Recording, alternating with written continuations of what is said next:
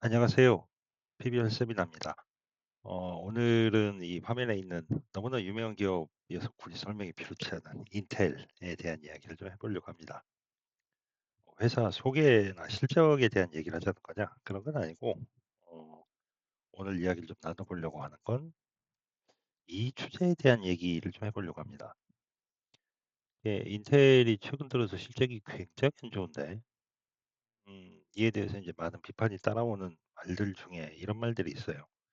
전 인텔 CEO가 엔지니어가 아닌 재무 출신이어서 R&D 투자를 하지 않다 보니 기술 경쟁력을 잃어버렸다. 이게 뭐 기술 기업들은 부침들은 이제 다들 겪습니다만 기술 기업들이 부침을 겪게 되면 특히 이제 좀 예상외로 갑자기 실적이 나빠지거나 하는 일들이 생기면 꼭 따라오는 말이 이겁니다. 재무 출신 빈 카운터라고 그러죠 영어로. 빈 카운터가 권력을 잡다 보니 R&D에 투자를 안 하고 엔지니어들을 무시하다 보니까 회사가 기술 기업이 경쟁력을 잃어버린다. 뭐 이제 이런 이야기들을 하게 되는데 이 말이 진짜일까? 아니면 그냥 우리가 너무 선입견 아닐까? 뭐 이런 거를 한번 좀 확인해 보고 싶어서 예, 좀 인텔을 좀 들여다보려고 합니다. 보통 최근에 뭐 삼성전자도 그렇고 삼성전자도 이제 이재용 회장의 밑에 있는 부회장 한 분이 재무 출신 관리 중심이다 보니 회사를 기술 경쟁력을 잃어버리게 만들었다. 뭐 이런 이야기도 나오고, 뭐 미국 기업이지만 보잉도 최근에 경쟁력이 굉장히 약화된 이유가 이게 뭐 맥도날드 더글라스랑 합병 과정에서 그쪽에 CFO 같은 사람들이 CEO가 되다 보니까 회사가 경쟁력을 잃어버렸다. 뭐 이런 이야기를 합니다.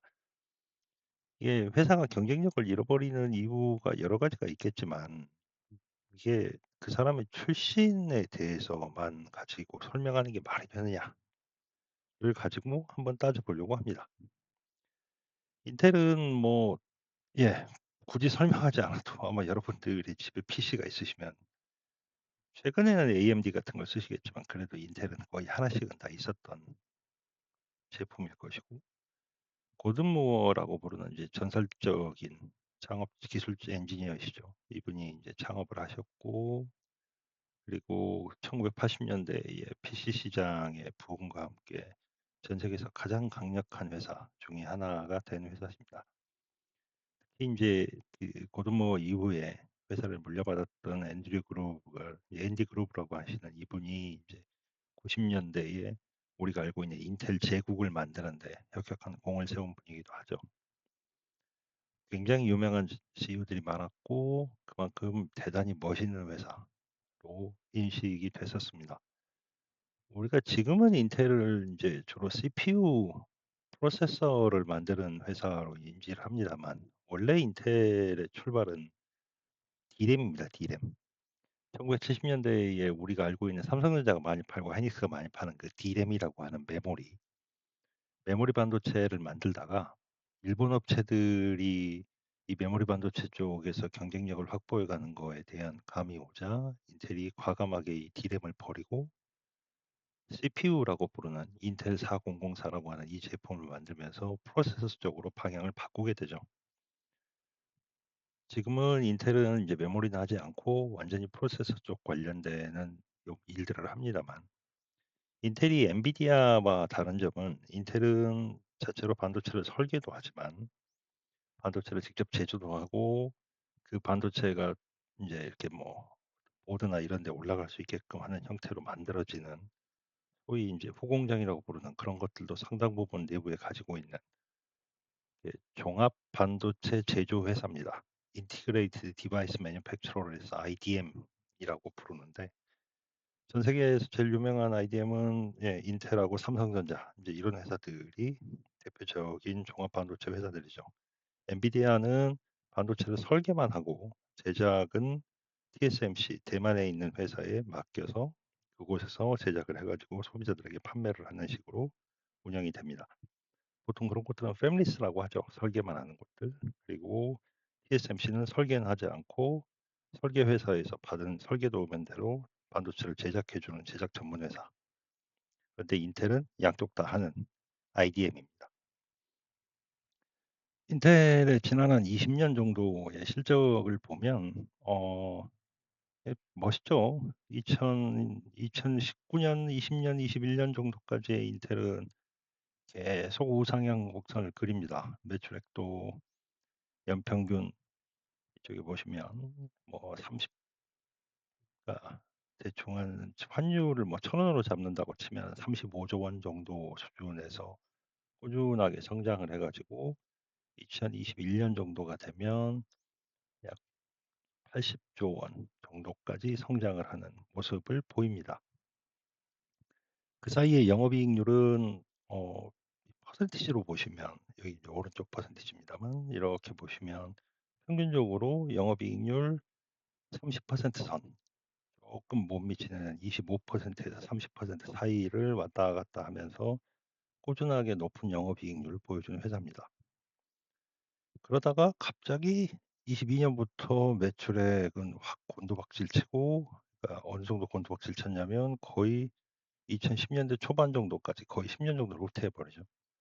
매출은 곤두박질을 치고 영업이익은 그보다 훨씬 더 많이 빠져서 24년도의 경우엔 무려 영업 적자가 매출액의 22%에 해당되는 정도까지 크게 적자를 보게 됩니다.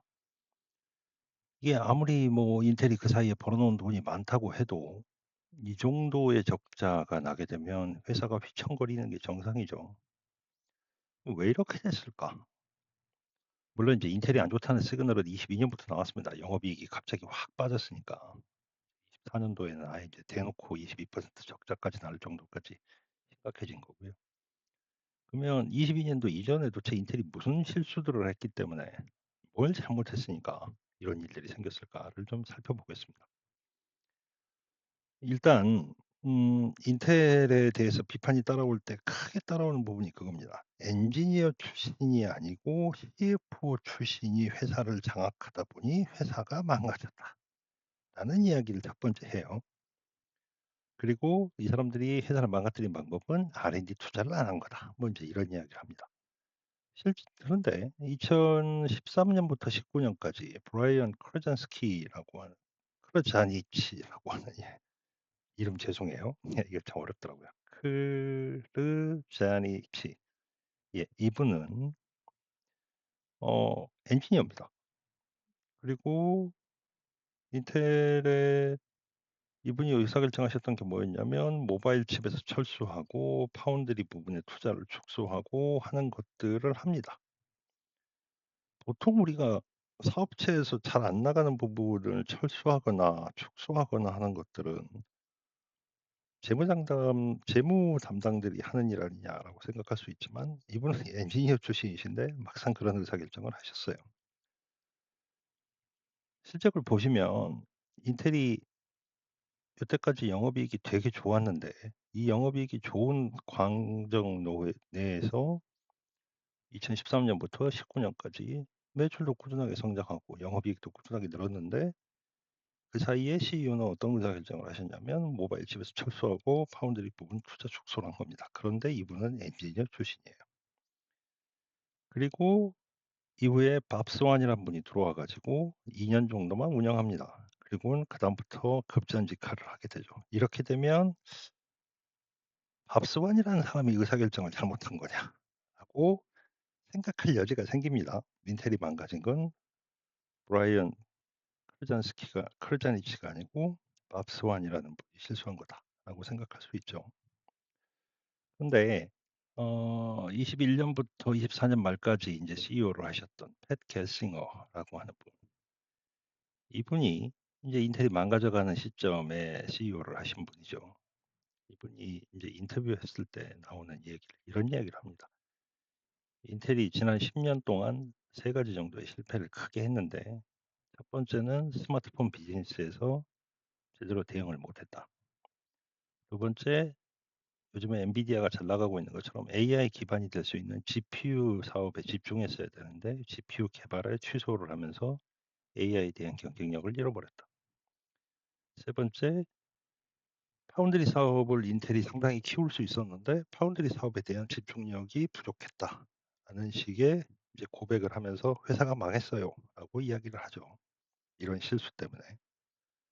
근데 이 실수를 보시면 CFO 출신인 이분이 계실 때가 아니고 엔지니어 출신인 이분이 계실 때 의사결정들을 한 겁니다. 그죠? 모바일 칩 접수하고 파운드리 부분 축소하고 GPU에 대한 투자 축소도 이분이 결정하셨어요. 이상하죠?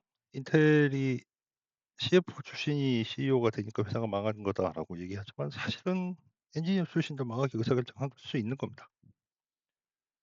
외부에서 한 얘기가 아니고 인텔의 내부 그다음 CEO였던 사람이 "인텔이 이래서 실패했다."라고 했는데 그 실패들이 다 이분이 계실 때 생긴 문제들이에요. 그러니까 기술 기업인데 CEO의 배경이 이공계여서가 아니고 그냥 의사결정을 잘못한 겁니다. 이분이 엔지니어 출신이건 CFO 출신이건 무슨 문양 출신이건 영업 출신이건 상관없이 그냥 경영자가 의사결정을 잘못한 거예요. 이 사람의 출신이 어디다라고 비난할 건 아니라는 거죠. 그러면 이분 또 다른 이슈로 한번 봐 볼게요. 인텔이 과연 R&D 분야에다가 투자를 줄여서 그러면 경쟁력이 상실됐느냐? 이것도 한번 봐 보겠습니다. 주요 기업들의 매출액 대비 R&D 비중을 좀 보면요. 이게 되게 재밌는 패턴이 좀 있습니다.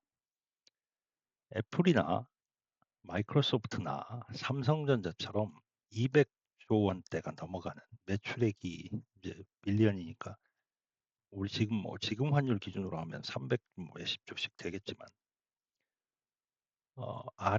매출액 대비 R&D 금액을 보면 대략 한 7.8% 에서 10% 사이 정도 됩니다. 즉 매출액이 200조 원대가 넘어가면 R&D 비용은 그만큼 늘어나진 않아요. 밑에서 보시면 매출액이 23 년도에 22.8 빌리언인 AMD 같은 경우는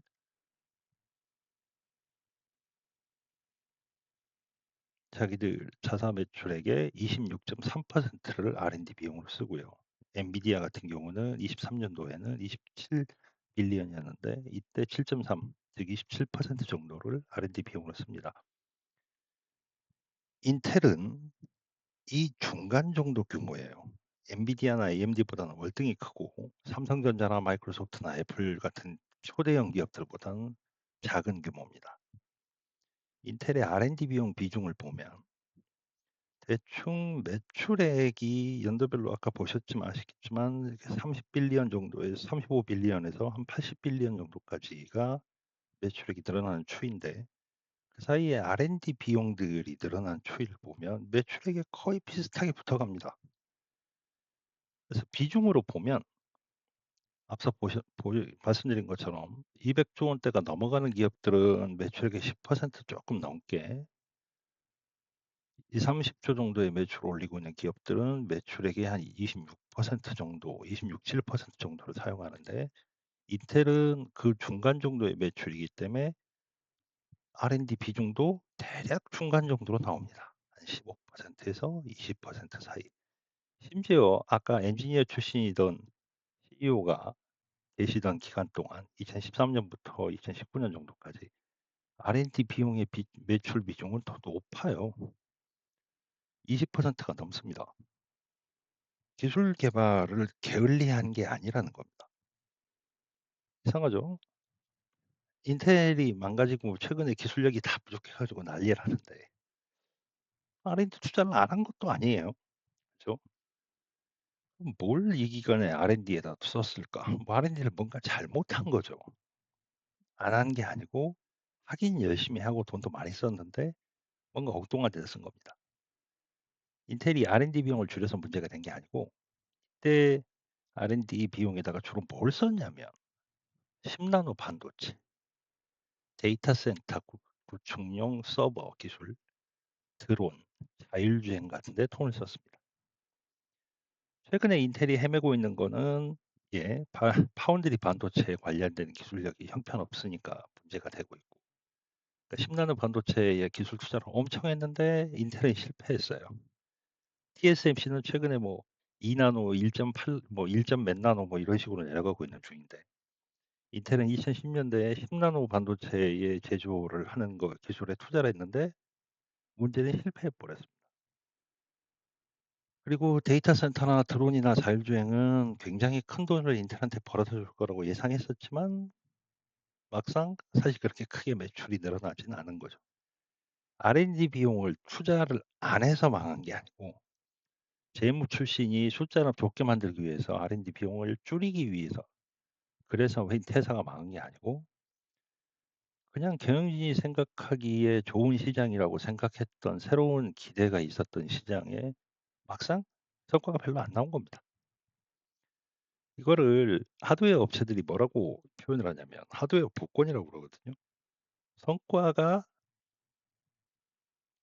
새로운 기술에다가 투자를 하드웨어 쪽에 투자를 했는데 막상 그 시장이 생각보다 형성이 안 되거나 규모가 작으면 망한 거죠. 투자금이 회수가 안 되니까. 이걸 이제 하드웨어 복권이라고 표시하는데 이 하드웨어 복권의 최근의 최강자는 엔비디아입니다. 투자만 하면 쭉쭉 시장에서 형성돼 주고 특히 GPU 같으면 엔비디아 입장에서 생각해 보면 거의 이렇게 GPU 시장이 죽을 뻔했었는데 2010 년대 이후에 머신러닝 기술 나오고 그리고 우리가 잘 알고 있는 이제 비트코인, 블록체인 관련되는 것도 다 GPU를 사용을 했고 그리고 최근에 흥성형 AI 시장도 전부 GPU를 사용을 하죠. 그러다 보니 엔비디아는 만들어내는 족족이 계속 시장에 새로운 수요가 생기면서 성장할 수 있었고 인텔은 이런 기술들에 투자를 했는데 다 실패한 겁니다. 그러니까 R&D를 멍청하게 해서 돈을 안 써서 이런 게 아니고 운때가 나빴다고 볼 수도 있는 거죠. 경영진이 판단을 뭔가를 잘못한 거고 특히 이제10 나노 반도체 같으면 인텔이 사실 더 노력을 했었어야 되는 문제인데 TSMC는 성과를 냈고 인텔은 여기서 성과를 내지 못한 거죠. 이게 10 나노 반도체 관련돼 가지고는 인텔이 그 당시에 굳이 그렇게까지 할 필요 있었느냐 인제 이런 이야기도 많이 나옵니다. 그때는 거기까지 갈 필요가 없었는데 괜히 과도한 목표로 위해서 기존의 제품에 조금 더 좋게 이렇게 개선하는 작업들을 먼저 했었어야 되는데 목적을 너무 과도하게 세워 놓고 R&D를 밀어붙이다가 보니까 성과가 안 나왔다. 이런 평가도 꽤 따라옵니다. 그래서 이 하드웨어 업체들은 시장에서 하드웨어 복권을 이기려면 시장을 너무 앞서가면 안 되고 시장이 형성되는 게 확인이 됐을 때 시장보다 반발짝 정도만 앞서갈 수 있는 게 최선의 R&D라고 이야기를 합니다. 그런데 인텔의 엔지니어 출신 CEO께서 이제 그 감각을 놓치셨거나 혹은 경영 판단을 잘못한 거죠. 다시 처음으로 좀 돌아가면 전 인텔 CEO가 엔지니어 출신이 아니고 재무 출신이어서 R&D 투자를 하지 않다 보니 기술 경쟁력을 잃어버렸다라고 하는 말은 사실은 근거가 아주 명확하다라고 얘기하기 좀 어려운 말입니다. 그냥 인텔 CEO가 엔지니어 출신이셨는데도 불구하고 그리고 R&D 투자를 굉장히 많이 했음에도 불구하고 잘못된 의사결정이나 혹은 시장에 대한 오판을 하면서 그런 것들이 누적이 되면서 인텔의 실적이 나빠지게 되었다라고 하는 거죠. 뭐 기술 회사들의 실적이 나빠지는 거에 대해서 당연히 막 여러 가지로 비판할 수 있습니다만 예 우리가 너무 이렇게 그 사람의 출신이 어디니까 그런 결과가 나왔다라고 하는 식으로 단순하게 판단을 해 가지고 비판을 하는 거는 이게 좀 근거가 없는 이야기 아닐까라는 생각을 하는 편입니다. 예 오늘 이야기 잘 들어 주셔서 감사하고요. 다음에 또 뵙겠습니다. 고맙습니다.